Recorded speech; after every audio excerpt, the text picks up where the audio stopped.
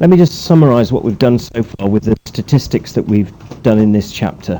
We started off looking at just raw data strings, numbers dangling off an imaginary washing line. And from those data strings, you can now work out, well, you already knew how to work out the mean, but you learned some posh notation which enables you to work out the mean. You could already work out a median, but now you know a more sophisticated way of working it out. We then introduced the idea of quartiles. Once you know the quartiles, you can work out something called the interquartile range, which is Q3 take away Q1, and you also know about the range, which is the largest take away the smallest. Then we looked at grouped frequency distributions, and we said that, well, you can't work out the mean because you don't know what the numbers are, but you can work out an approximation for the mean by taking the class mid value. And you can't work out the mode, but you can quote the modal class, and you can't work out a median either, but you can work out which class the median would be in. The only thing that we've got left to do before we change topics is we need to look at a new diagram that you haven't looked at before. And this is called the stem and leaf diagram. Can you pop that down as a title, please? In the first part of this lesson, we're going to look at these diagrams, and then in the second part of our double today, we're going to start a new topic.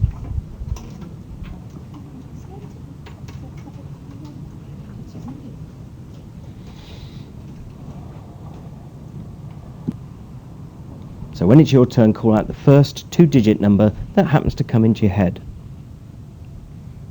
Nice and quickly. Off you go, Kate. Wait. Go. 13. 25. Louder and quicker, please. 64. 73. Louder and quicker, please. 81. 20. 36.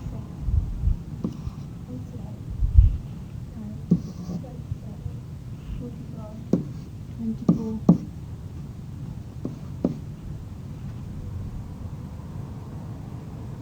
Oh, 52. 23. 12. 10. 91. 55. 16. 21. 38. 10. 18.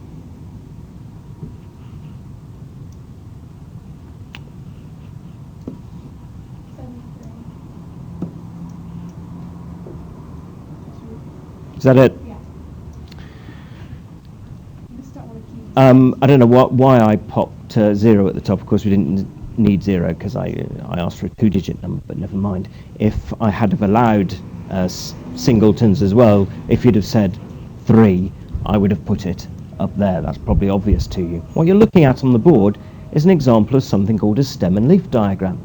And I wanted you to watch me fill it in, because I'm sure as you're watching me fill it in, you can see how it works. It's a quick way of listing numbers and actually grouping numbers at the same time, putting them into classes, because all the 50s are here, aren't they? Here are all the 60s, here are all the 80s.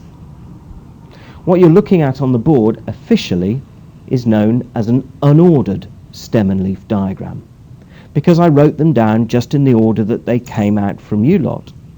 If I was to draw an ordered stem and leaf diagram,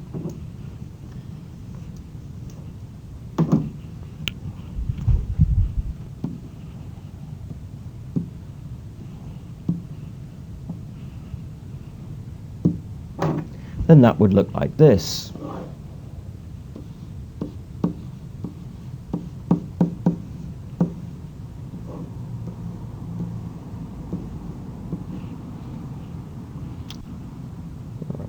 Zero, 2, 3, 6, 8. You see what I'm doing? I'm just putting the numbers in the right order now. All the 10s numbers in the right order. All the 20s, there's a 20, there's a 21, there isn't a 22, there's a 23, there are two 24s, and there's no 25, there's no 26, but there is a 27. A 3, there's a 6 and an 8, that was lucky, that was already ordered. A 44 and a 45, a 52 and a 55, that was lucky, a 64, a 72 and a 73, and we were lucky with those. So on the left hand side, this stem and leaf diagram is said to be unordered, and on the right hand side that is said to be an ordered stem and leaf diagram. They're called stem and leaves. This left hand section here is called the stem, and the numbers to the right of it are called the leaves. One thing that, why are they useful? Well, they summarize data very quickly. They order data quite efficiently if you've got an ordered stem and leaf diagram in front of you. And you can also see some patterns turning up because you've put them into groups. It looks like, doesn't it, that 20-something seem to be far more popular than anything else. And 90s and 60s, for whatever reason, weren't very popular at all. Of course, I influenced you because you could see the lengths of the leaves growing, but nevertheless, 20, for whatever reason, was more popular, probably because you were thinking of my age. One thing to notice in the way that I've drawn these is, why was it really quick to see that 20-something was the most popular choice? In the way, what is it about the way that I've drawn this that makes it very clear that 20-something was the most popular choice, Rebecca? Is it that you've done the numbers underneath? Yeah, exactly. And you must always do that when you draw a stem and leaf diagram. Notice that the numbers are all underneath each other. The first numbers, the second numbers, the third. If you don't do that, you will lose marks. And we'll make a note of these points in a moment. The other thing that a stem and leaf diagram has always got to have is it's always got to have a key so you know what you're talking about. I mean, these happen to be our numbers chosen at random, but they could equally be, I went into a room and I came, and these are people's ages at a party. Well, you don't know what these numbers represent unless there's a key. Or maybe these numbers actually represent the lengths of worms that you have found in the garden. And 6.4 is actually referring to 6.4 centimetres. And 7.2 is referring to 7.2 centimetres and 7.3 centimetres and 9.1 and 1.2 centimetres at the top. So a stem and leaf diagram always has to have a key as well. Now I thought we'd kick off by having a look at The top side. thank you. The second. Come down, come on, come on, come on. That's the bottom slide. This is where it should be. What I'd like to do is kick off with a question from the textbook, which we'll do as a kind of animated example in that we will write some things on it as well. In this question it says Nikki weighs 20 parcels and here are her results in kilograms. Having a look at those numbers, the first thing we're asked to do is we're asked to draw a stem and leaf diagram to show the information. The first thing that you've got to do in drawing a stem and leaf diagram is to look at the numbers that you've got in front of you and figure out how you're going to set your stem and leaf diagram out. So notice that we've got some 0-point numbers, some 1-point numbers, some 2-point numbers, and some 3-point numbers. So it looks like, as far as the stems are concerned, I just need 0, 1, 2, and 3. Okay? The leaves are going to be the first digits after the decimal point.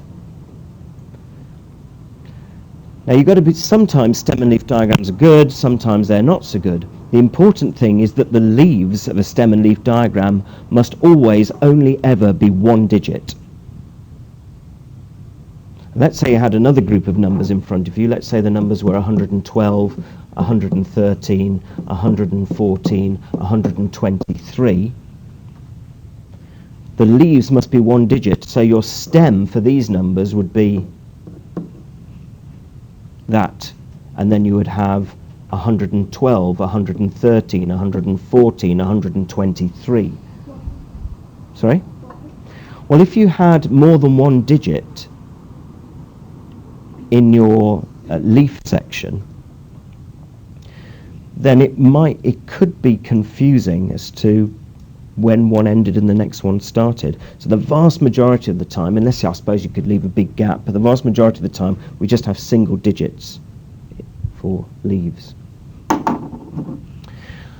So what I'd like you to do in your book, please, is, since this is an example, can you write down that opening sentence? There's no need to write down parts A, B and C, but write down the opening sentence.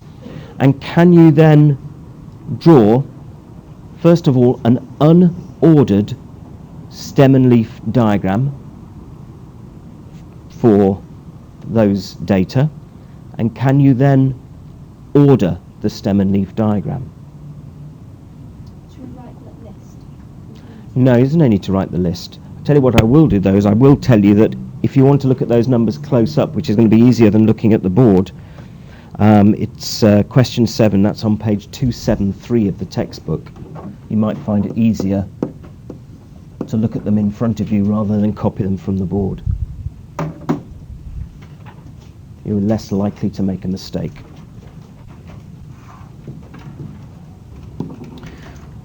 Well, there's my, whoopsie, here's my unordered stem and leaf.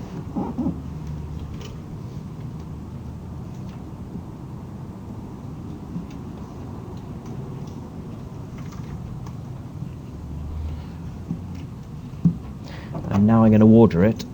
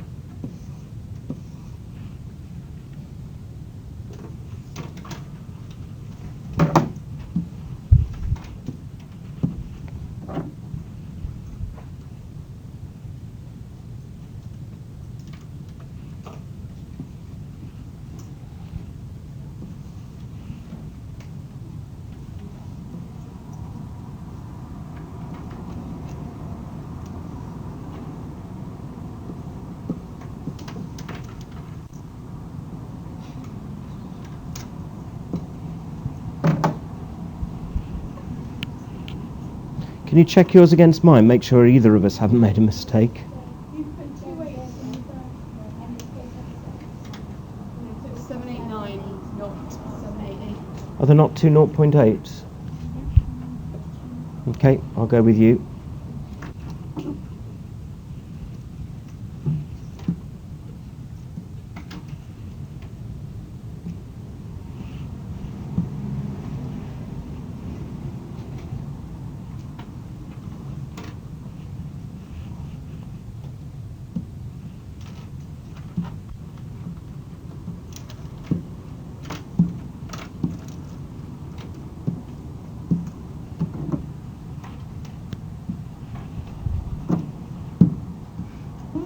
Is that better? Yeah?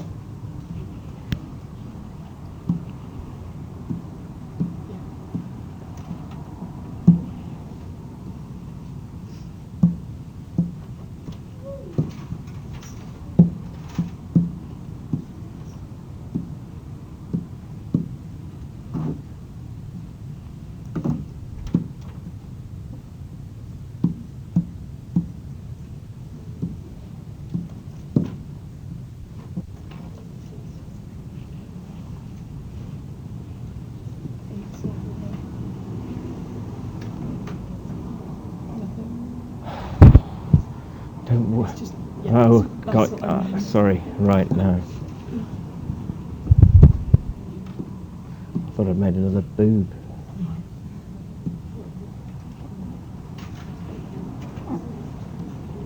Now I know I've been able to put mine side by side. You might not be able to do that, but let's put some annotation on here so we know what we're doing. So the one on the left is unordered.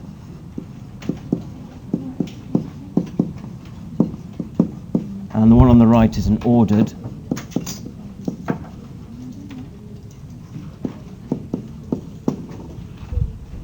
And let's also label so that these numbers are the stem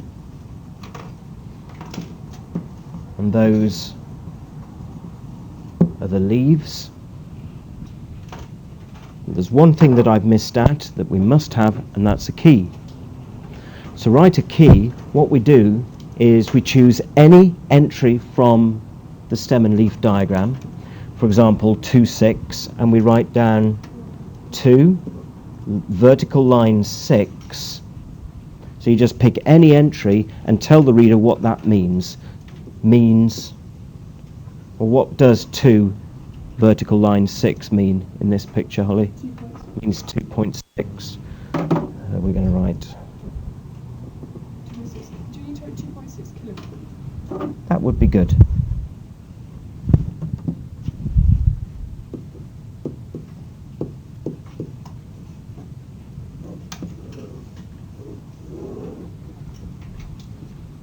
And when you forget a key on drawing these, there is always a mark at GCSE and in exams, internal exams, for putting a key with your stem and leaf diagram. So I'm going to write down next to it, don't forget the key.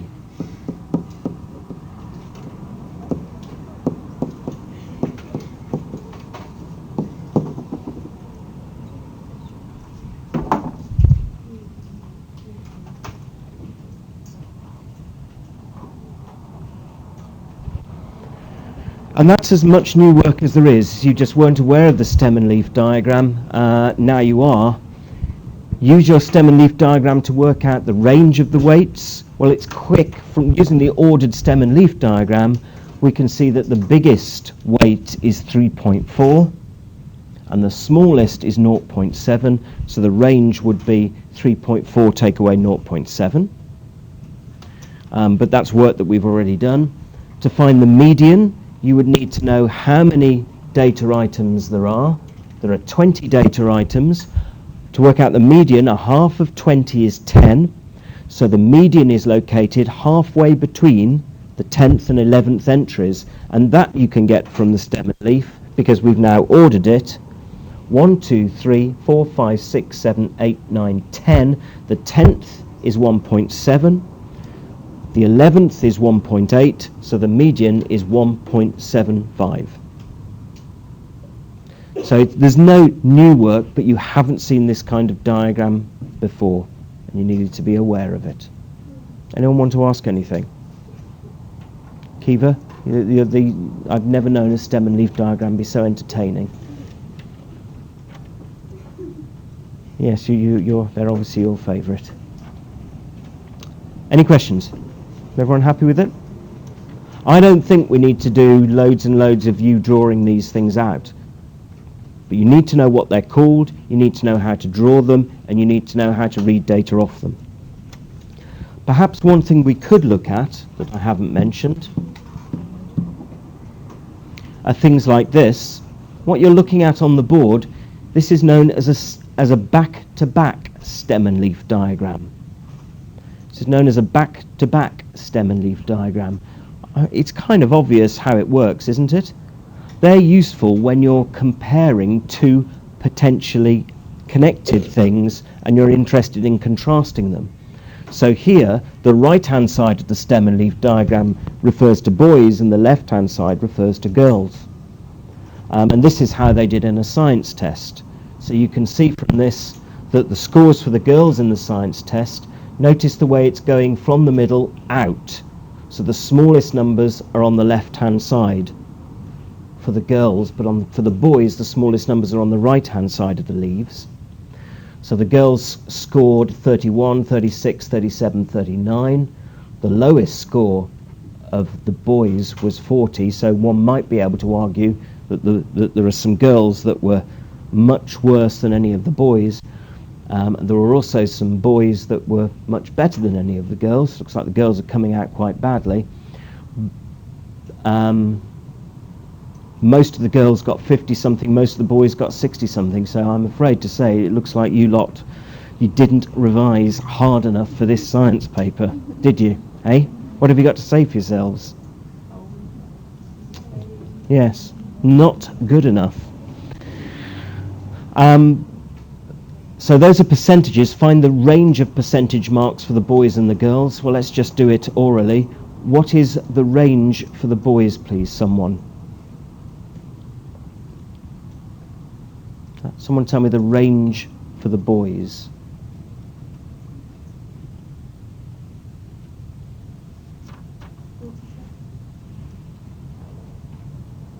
Yeah, I agree.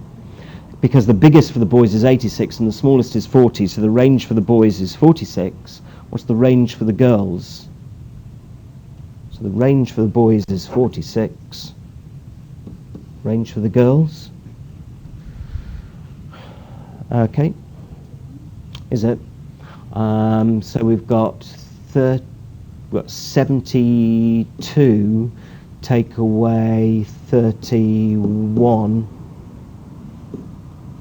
Yep, well done, Kate. It's 41. Oh, there's some good news for the girls. It looks like the girls were a little more consistent than the boys. Doesn't it? As far as the range is. Remember, range measures consistency. So the girls were a little more consistent. So that there is some good news after all. And that could be one of the comments that you would make here. Okay, I'm going to leave this here. I'm going to leave this chapter. We're going to have a break for a couple of minutes and then we're going to start something new. All right?